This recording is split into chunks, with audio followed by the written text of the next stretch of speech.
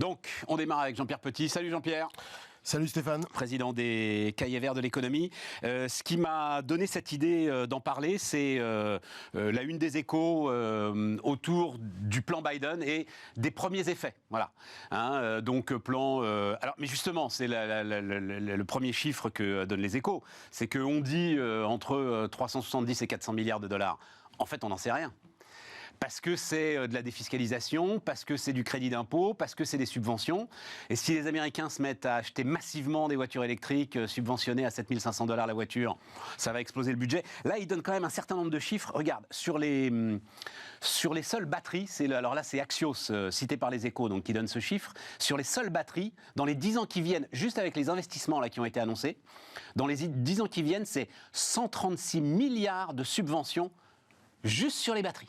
Juste sur les batteries. 2022, donc en fait, le plan il rentre en vigueur là, maintenant, 1er février, mais en fait, évidemment, il a été largement annoncé, largement préempté par les entreprises, les investissements sont déjà lancés, et donc le chiffre qu'il donne pour 2022, alors juste sur le véhicule électrique et ce qui l'entoure, véhicule électrique, batterie, cellules de batterie, 73 milliards de dollars d'investissement, pour vous donner une idée. C'était 55 milliards sur les 10 dernières années. Là, c'est 73 milliards sur la seule année 2022. Et l'annonce peut-être la plus spectaculaire ces derniers jours, c'est les 15 milliards de dollars de Ford, qui, dans le même temps, parce que c'est ça aussi qui nous intéresse évidemment, licencie plusieurs milliers de personnes en Europe. Donc j'ai trouvé ça intéressant. Je ne sais pas si ce plan t'inspire et si... Tu vois là, si tu veux, par rapport à l'Europe, donc qui tourne en rond autour d'une éventuelle réponse à l'IRA. J'ai l'impression qu'il y a 2 mois maintenant qu'on parle de réponse à l'IRA. Mais il y a une espèce d'efficacité à partir du moment où ils ont décidé quelque chose, à délivrer le crédit d'impôt. Il n'y a pas de normes, il n'y a pas d'appel d'offres, il n'y a rien pour partir. Qu'est-ce que ça t'inspire ? Ça a toujours été beaucoup plus simple aux États-Unis que chez nous. Ouais. C'est beaucoup plus efficace, c'est beaucoup plus immédiat. Parce que nous, c'est compliqué. D'abord parce que... faut négocier, on est 27, voilà, il faut négocier. Et une fois que tu as négocié, il faut décider. Puis une fois que tu es décidé, tu as toutes les mesures d'application dans les pays. Donc tout est compliqué. En Europe, toujours tout est compliqué. Alors le truc là, l'idée c'est... De toute façon, on est suiviste. Il faut quand même bien le dire. Il faut qu'on s'aperçoive des choses. Moi, année après année, décennie après décennie, je devrais dire. À chaque fois, c'est pareil. Ouais, mais Jean-Pierre, on est suiviste. Tu avais un truc sur l'Amérique, tu avais une théorie il y a une dizaine d'années. Ouais. Qui était de dire l'Europe se japonise et l'Amérique s'européanise. Oui. Et l'Amérique a peut-être arrêté de s'européaniser. Oui, mais enfin, il y a 10 ans, c'était quand même valable. Non, mais il y a 10 ans, c'était très intéressant. L'Europe continue à se japoniser, d'ailleurs, là-dessus. Dans l'ensemble, là-dessus, il n'y a pas de doute. D'accord. Mais l'Amérique, tout à coup, tu as une piqûre de rappel. Oui, alors, attends, parce que, les investissements, on verra, les investissements directs étrangers aussi, tout ça, c'est des décisions lourdes. Quand tu vois. Ça va aller plus vite que chez nous, parce que nous, tout est lent, bureaucratique et compliqué.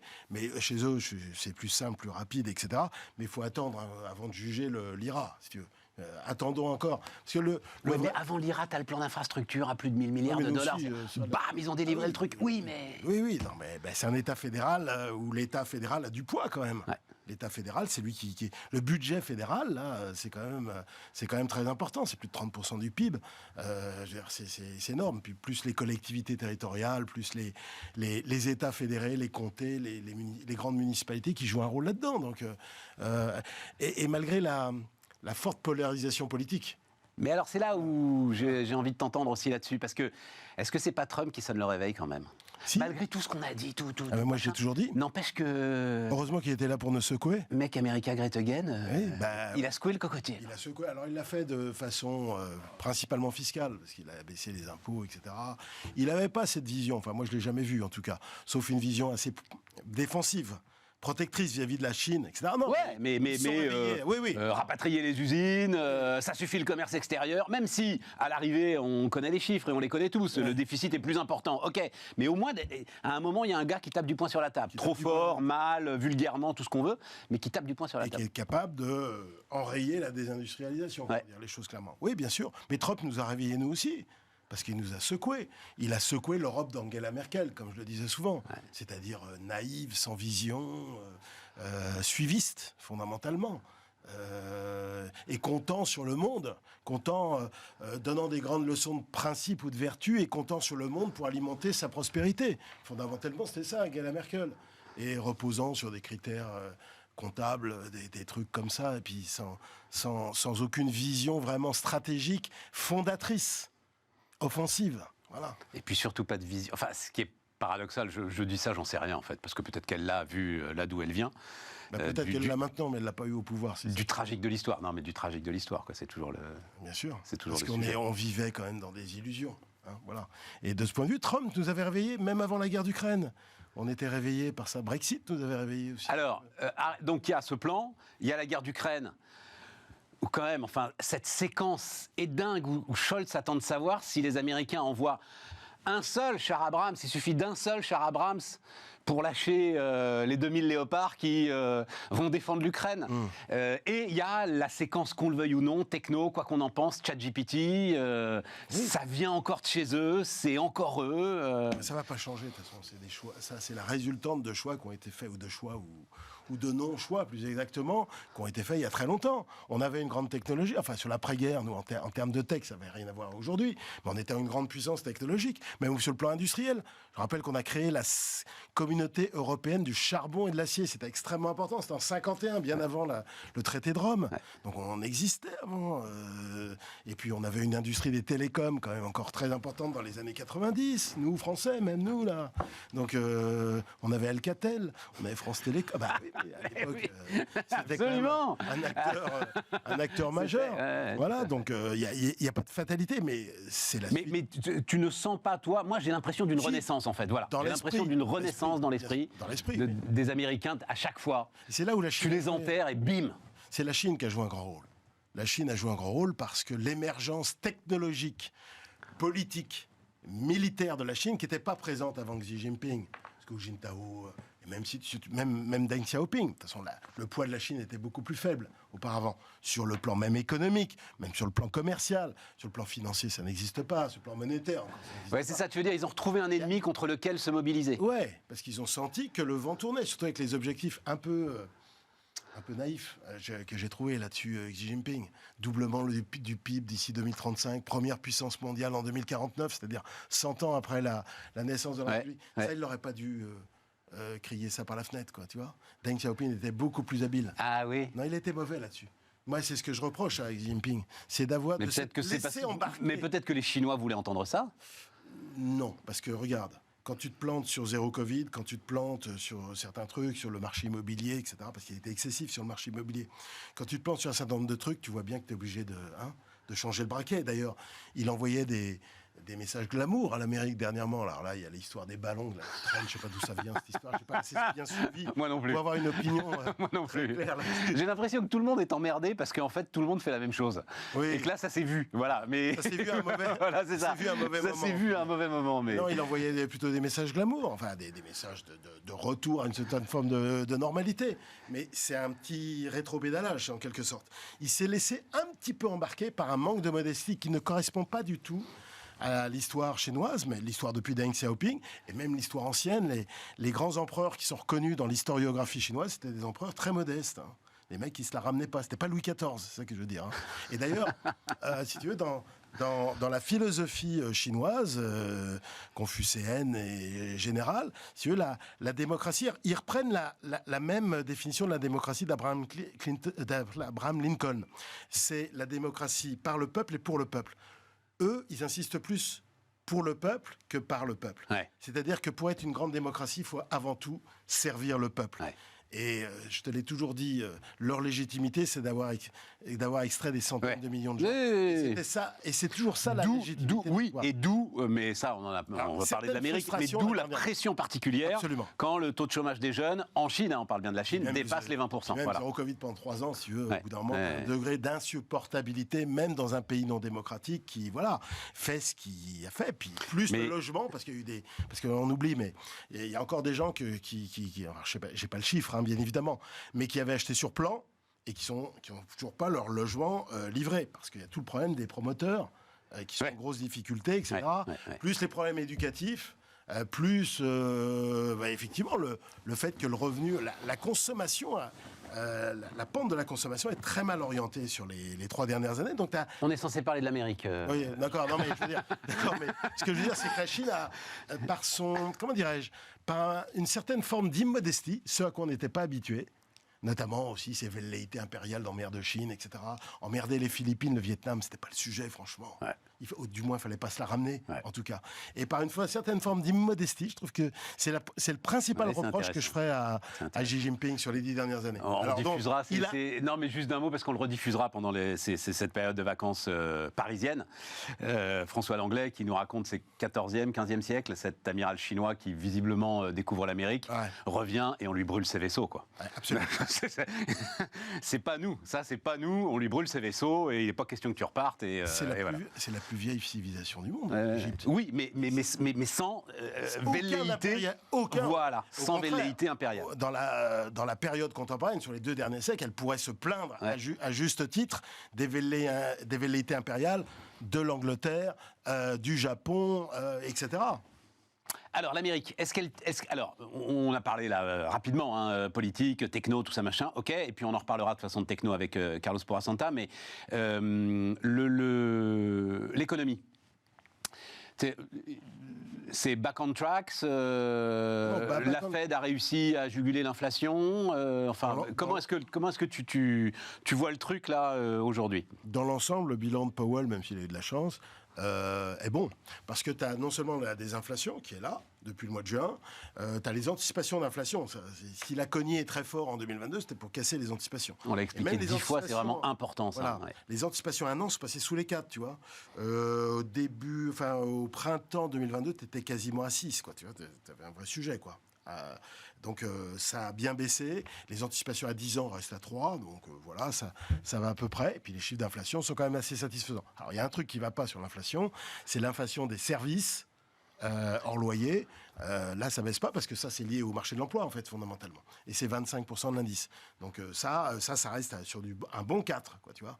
Et ça, on ne sait pas trop comment ça va baisser si jamais le marché de l'emploi ne se retourne pas. Et manque de bol, entre guillemets, les chiffres de l'emploi en janvier, c'était le triple des attentes, le double du mois précédent en termes de création d'emplois. La machine marche trop fort. Voilà. Alors, après, ce n'est qu'un chiffre, mais c'est long, quoi, tu vois, pour Powell. C'est long, parce que le marché de l'emploi se détend, mais alors c'est très long. Les salaires sont encore à 4,2.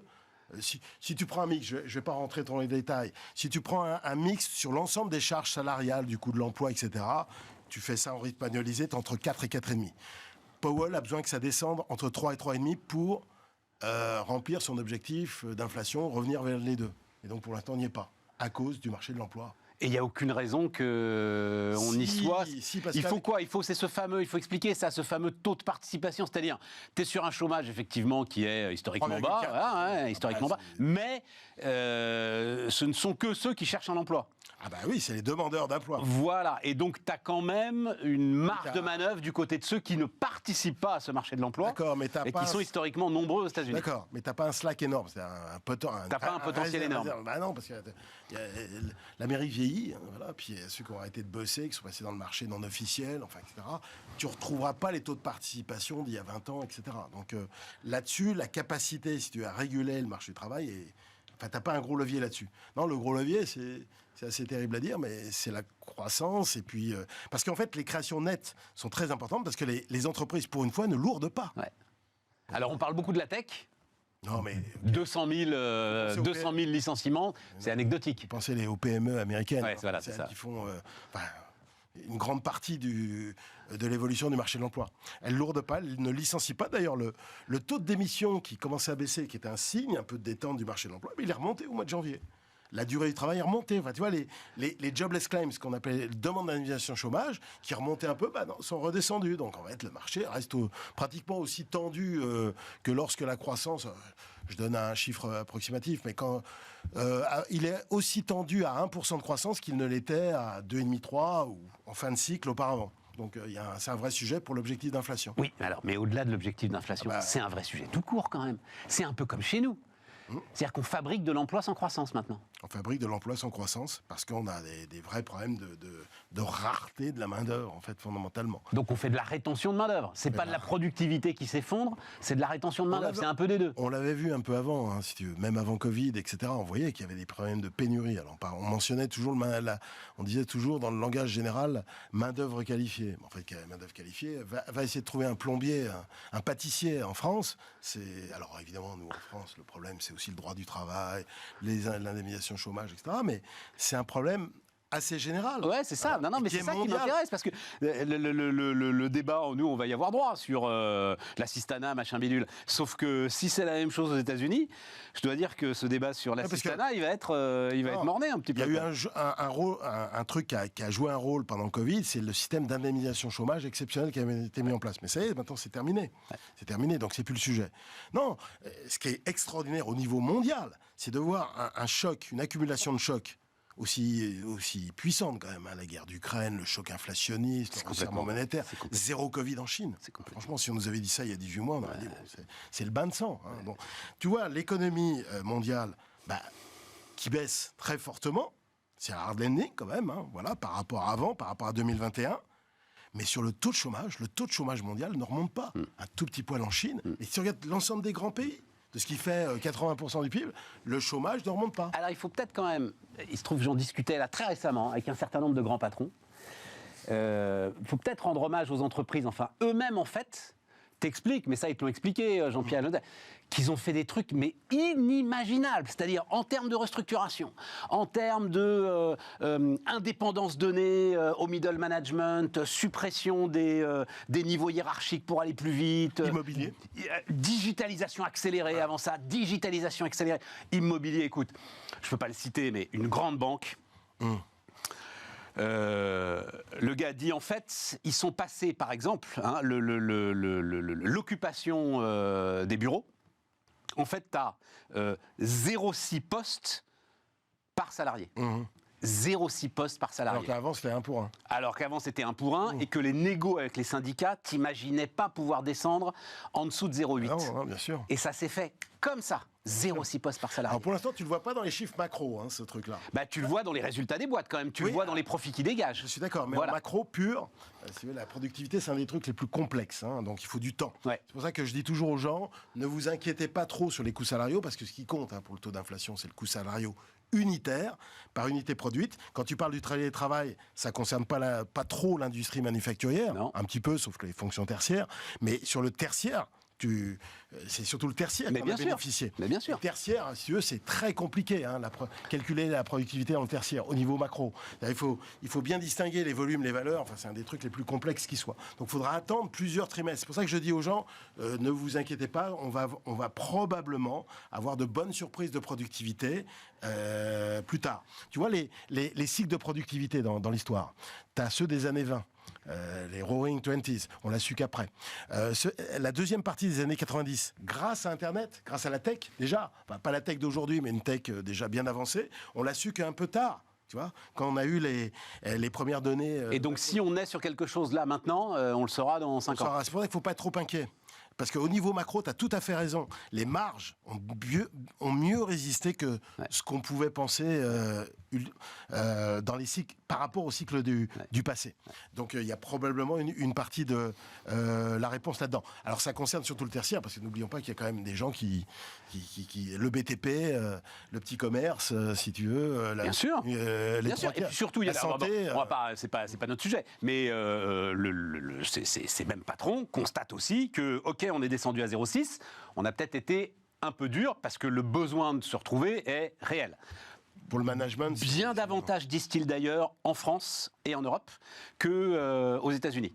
Aux États-Unis, où là, franchement, alors ça s'explique, ils ont des maisons plus grandes, ils ont etc. et tout, mais ils sont loin, voilà, les transports sont moins bien organisés, blablabla. Et donc pas dans les centres-villes. Hein, tiens, et un truc qui va t'intéresser, juste on va finir là-dessus. Alors là, je peux le citer, c'est Antoine Frérot, le patron de Veolia.